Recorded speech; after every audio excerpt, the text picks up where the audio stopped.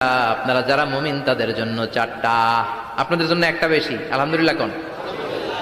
কবরে এসে প্রথম প্রশ্ন করবে, মুনকার নাকির যখন চলে আসবে 40 কদম, যখন আত্মীয় স্বজনরা লাশটাকে কবরের মধ্যে দিয়ে 40 কদম চলে যায়, তখনই ফেরেশতা চলে আসে। আহা, শেষ, সব শেষ।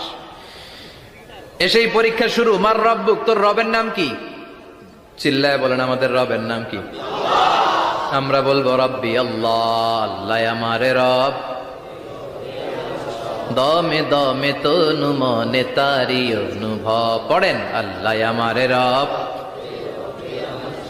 তোমার দুনিয়াতে আমি যেদিকে তাকাই, অথই নিয়ামতে ডুবে আছি সবাই।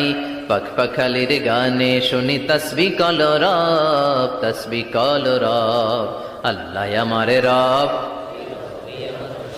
প্রথম প্রশ্ন, তোমার রব কে? আমরা